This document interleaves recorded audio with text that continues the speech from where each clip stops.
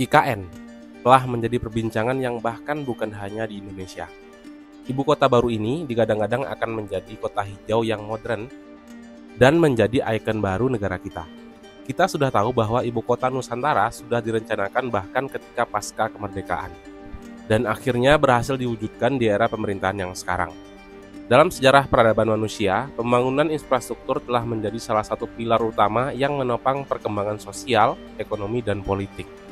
Dari tembok besar Cina hingga terusan Suez, proyek-proyek raksasa telah mengubah lanskap dunia yang membuka jalan bagi kemajuan di berbagai bidang. Namun, tidak semua megaproyek berjalan dengan rencana. Beberapa di antaranya, meskipun dibangun dengan ambisi dan biaya yang sangat besar, seperti pembangunan ibu kota baru yang mirip sekali dengan IKN, yang akhirnya menjadi monumen kegagalan dan kota hantu. Dalam video ini, saya akan menyelami beberapa proyek besar yang dianggap gagal, seperti pembangunan kota dan infrastruktur besar yang telah menghabiskan dana miliaran dolar dan melibatkan kerja keras selama puluhan tahun. Kita akan membahas apa yang menyebabkan kegagalan ini dan bagaimana dampaknya terhadap masyarakat di negara itu. Dan apakah IKN akan bernasib sama jika pengelolaannya tidak ditangani dengan baik dan rencana yang matang? Halo semuanya, selamat datang kembali di Nas Kreatify bersama saya Noval Asidi. Jangan lupa subscribe dan tonton video ini sampai habis agar pengetahuan kita bertambah dan berkelanjutan.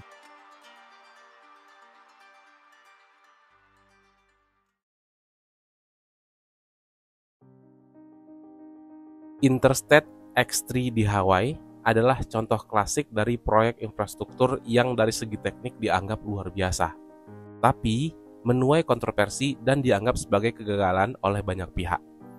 Jalan raya sepanjang 26 km ini melintasi landscape yang begitu indah, sehingga ada kekhawatiran bahwa pengemudi akan terganggu oleh pemandangan yang menakjubkan, yang bisa sangat berbahaya bagi keselamatan mereka. Namun, masalah terbesar yang mengiringi proyek ini bukan hanya soal keindahan alamnya, melainkan perjalanan panjang dan berliku yang harus ditempuh sebelum jalan raya ini benar-benar terwujud. Pada awalnya, pembangunan Interstate X3 ini didorong oleh kepentingan militer Amerika Serikat pada era Perang Dingin. Jalan ini dirancang untuk menghubungkan pangkalan Angkatan Laut Pearl Harbor di selatan Ohio dengan pangkalan udara Corps Mariner di pantai timur pulau itu. Rencana pembangunan ini mulai mencuat pada tahun 1960-an, dan pada saat itu sebagian besar penduduk setempat menerima ide itu dengan skeptis.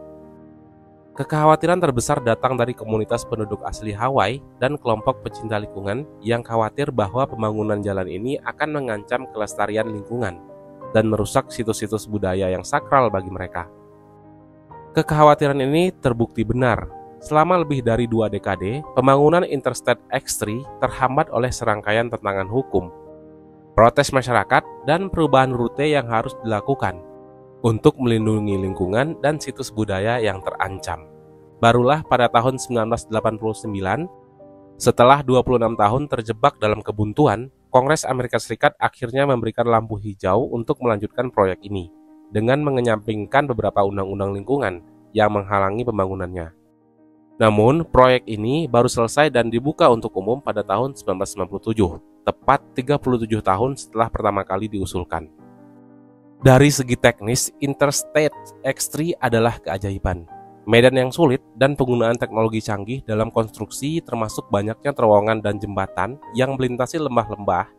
Dalam upayanya meminimalkan kerusakan lingkungan, membuat jalan raya ini menjadi salah satu prestasi teknik terbesar pada zamannya. Namun, dengan biaya total sekitar 1,3 miliar dolar atau sekitar 50 juta dolar per kilometer, Interstate X3 menjadi salah satu jalan termahal yang pernah dibangun. Meskipun memiliki desain yang canggih, proyek ini tetap dipandang sebagai pemborosan besar oleh banyak orang. Terutama karena ketika akhirnya dibuka, situasi geopolitik telah berubah, dan alasan militer yang awalnya mendasari proyek ini tidak lagi relevan. Selain itu, Interstate X3 tidak menghubungkan pusat-pusat ekonomi utama di Pulau Ohio. Jalan ini tidak memiliki jalur langsung ke pusat kota Honolulu, menjadikannya kurang bermanfaat bagi masyarakat umum. Dan lebih parah lagi, banyak penduduk asli Hawaii yang menolak menggunakan jalan ini hingga hari ini, dan menganggapnya terkutuk karena menghancurkan banyak situs budaya yang penting selama pembangunannya. Akibatnya, meskipun Interstate X3 adalah sebuah prestasi teknik yang mengagumkan di dunia, banyak yang menganggapnya sebagai salah satu proyek infrastruktur paling tidak berguna yang pernah dibangun oleh manusia. Ternyata, negara tetangga kita juga sudah pernah membuat kota yang mereka rencanakan untuk mengalahkan Singapura. Di perbatasan antara Malaysia dan Singapura, ada proyek ambisius lainnya yang bertujuan untuk menciptakan kota hijau yang futuristik, yang disebut dengan Forest City. Kota ini dirancang untuk menjadi surga bagi inovasi hijau, dengan bangunan-bangunan yang ditutupi oleh taman vertikal dan atap hijau, serta jalan-jalan yang dirancang secara berlapis dengan lalu lintas dan parkir di bawah tanah. Sementara, ruang publik hijau dan pusat transportasi berada di atasnya. Forest City digadang-gadang akan menjadi simbol masa depan kota-kota modern yang ramah lingkungan dan berkelanjutan. Proyek ini direncanakan akan dibangun di atas 4 pulau buatan dengan biaya sekitar 100 miliar dolar dan akan menampung hingga 700.000 orang. Dekatnya lokasi Forest City dengan Singapura membuatnya menjadi pilihan yang menarik bagi para investor dan calon penduduk yang mencari alternatif yang lebih terjangkau dari kota-kota besar yang padat seperti Singapura dan Kuala Lumpur. Namun, meskipun rencana awalnya terlihat menjanjikan, Forest City menghadapi serangkaian tantangan yang menghambat perkembangan proyek ini. Salah satu masalah terbesar yang dihadapi Forest City adalah ketidakpastian regulasi dan hubungan yang tegang antara Malaysia dan Singapura terkait pembangunan pulau-pulau buatan di perbatasan mereka. Proyek ini juga menghadapi kritik dari sekelompok pecinta lingkungan yang khawatir bahwa pembangunan tersebut akan merusak ekosistem laut di sekitar area itu.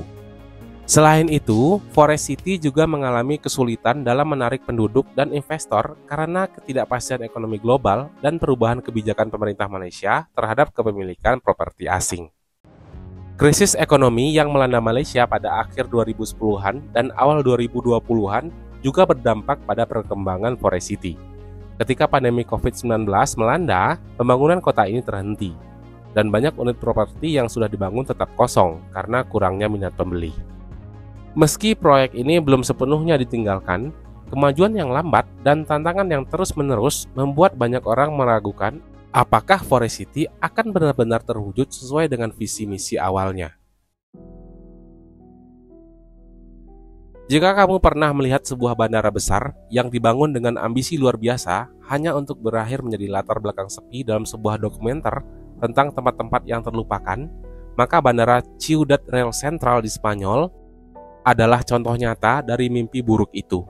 Awalnya, bandara ini dibangun sebagai alternatif untuk Bandara Madrid dan Barajas yang sudah terlalu padat, dengan harapan akan menjadi gerbang utama bagi wisatawan yang datang ke Spanyol. Namun, realitas yang dihadapi sangat berbeda dari harapan awal. Bandara ini dibangun dengan biaya sekitar 1,3 miliar dolar, memiliki salah satu landasan pacu terpanjang di Eropa, dan dirancang untuk menampung hingga 2 juta penumpang per tahun, dengan rencana ekspansi hingga 10 juta penumpang. Bandara ini dilengkapi dengan terminal modern yang luas, fasilitas kargo, dan koneksi transportasi yang diharapkan dapat mendukung lalu lintas yang padat. Namun, masalah utama yang dihadapi bandara ini adalah lokasinya yang sangat jauh dari pusat aktivitas yang diharapkan. Bandara ini terletak 200 km dari Madrid, dan meskipun ada koneksi kereta cepat, jarak tersebut membuatnya kurang menarik bagi wisatawan yang lebih memilih untuk menggunakan Bandara Madrid Barajas yang lebih dekat dan nyaman. Selain masalah lokasi, bandara ini juga gagal menarik maskapai penerbangan besar untuk beroperasi di sana. Hanya ada satu maskapai kecil yang menggunakan bandara ini. Dan dalam tahun pertama operasinya, bandara ini hanya melayani beberapa penerbangan saja. Akibatnya, jumlah penumpang yang datang sangat jauh di bawah proyeksi awal, dan bandara ini segera menghadapi masalah keuangan yang serius. Dalam waktu 3 tahun dibuka, bandara ini telah mengumpulkan hutang sebesar 350 juta dolar. Dan pada tahun 2012, perusahaan yang mengelola bandara ini mengumumkan kebangkrutan. Bandara ini ditutup tak lama setelahnya.